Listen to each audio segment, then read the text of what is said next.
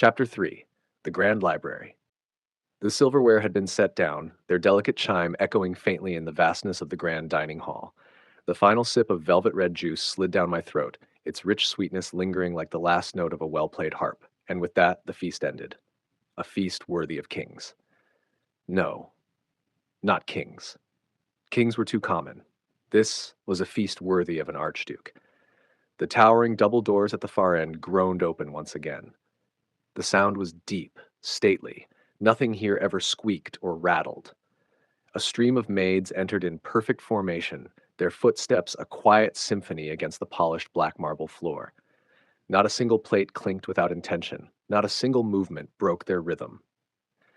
Silver glinted in the candlelight as they cleared away dishes, replaced the satin cloth, reset cutlery with the precision of battle-hardened soldiers. I slid out of my velvet-padded chair, making sure to do it without fuss. Nobility wasn't just about money.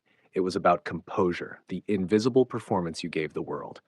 My small body, dressed in attire laced with real Velebrandt silver thread, felt almost like a costume. And yet I wore it well. I was halfway across the marble when his voice came. Lucien. It wasn't loud. It didn't need to be. The tone alone was enough to make my spine straighten. Yes, father? The Grand Duke's deep baritone carried across the hall like the slow toll of a bell. Your training begins next week. Be prepared. I didn't let hesitation touch my face. Yes, father. A small, measured bow. Dignified. Controlled. Just as a noble heir should be. Then I continued walking, my soft leather shoes clicking lightly in the hall, each sound swallowed by the endless ceilings. Marie walked beside me, the ever-quiet shadow in my new life. Always there, warm but restrained, with eyes that missed nothing. She had that kind of gentle awareness you couldn't teach. Her every step matched mine without thought. Do you require anything at this time, young master? She asked. I blinked. My brain was still processing the god-tier meal I just had. Seriously, each bite felt like it had been approved by some celestial council of chefs. No, I don't think so, I said, rubbing my tiny stomach with all the grace of a 6-year-old who just overdosed on roast duck. That meal still has me halfway in heaven. Marie's lips curved in a soft chuckle, head tilting ever so slightly. Very well, young master. If you require anything, simply call and I will return at once. We reached the familiar corridor that led to my room. My room. The grand double doors stood waiting, carved with filigree, polished to a mirror sheen. Marie stopped at the threshold. Then I shall take my leave, young master. Okay then, goodbye. My words were casual, my mind already picturing my massive canopy bed. The door shut quietly behind me, and the silence descended. A beat. Then, yes! I launched myself into the air with every ounce of power my undersized body could muster, fists punching the air like a victorious gladiator. I really got isekai'd! In style, I spun around, my silver hair catching the warm glow of the enchanted chandelier. Silk curtains, a bed large enough to drown in, wardrobes taller than a giraffe, all mine. Every inch of this place screamed wealth, influence, untouchable status.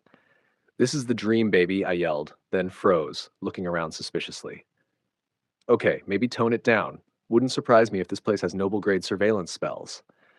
I flopped onto the bed, arms spread wide. The feather mattress hugged me like I'd fallen into a cloud made of luxury and sin. But the joy didn't last. Not really. Because reality is a rude little parasite that likes to gnaw on the edge of your happiness.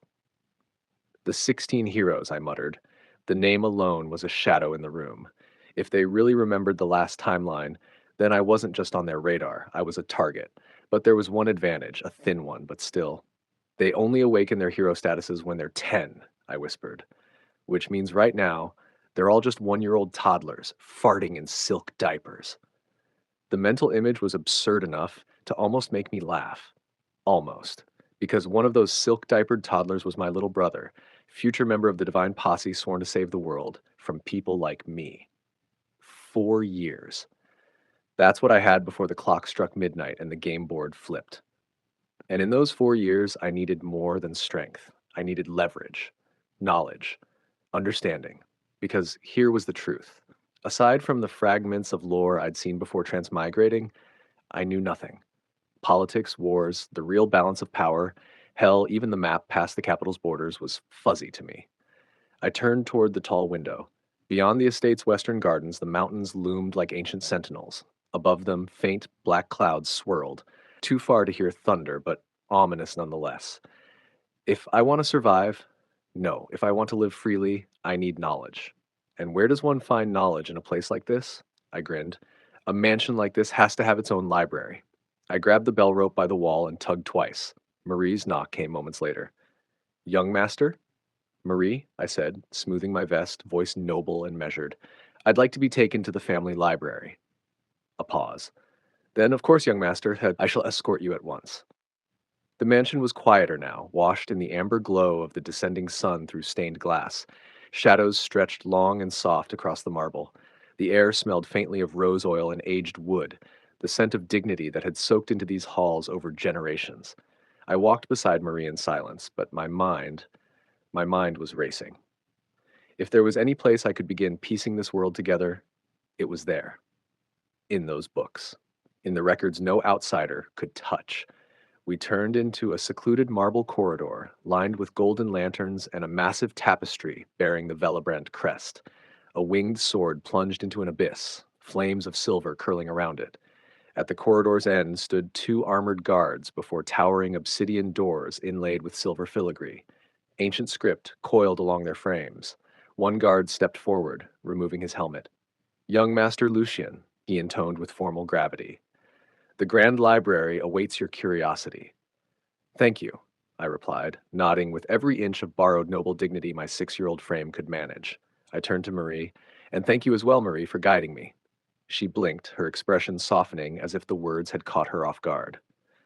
Young master, there's no need to thank me. This is my duty. Accept it anyway, I said with a small grin. Gratitude's natural when someone helps you. A pause. Then the smallest, warmest smile curved her lips. She bowed. Then, you're welcome, young master.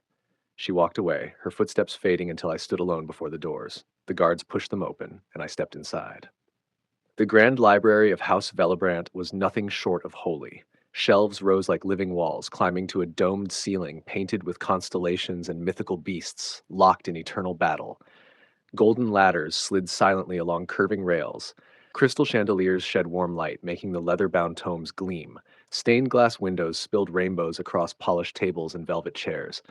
I forgot to breathe for a moment. Damn. This was a wizard's fever dream.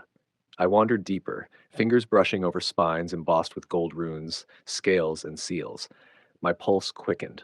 Somewhere in here were the truths I needed, about the Abyssians, the heroes, the history no bard would dare sing.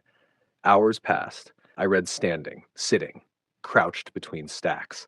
Finally, I collapsed into a velvet armchair with a modest stack beside me. On top sat an old tome, The Three Continents of Man, a comprehensive history of the unified age. My fingertips lingered on the cover. Then I opened it, the parchment crackling softly. In the beginning, the world of Elisira was one of chaos and division. I leaned back, eyes locked on the words. My heart beat with something I hadn't felt in years. Anticipation. Let's see. Exactly what kind of game I've been dropped into.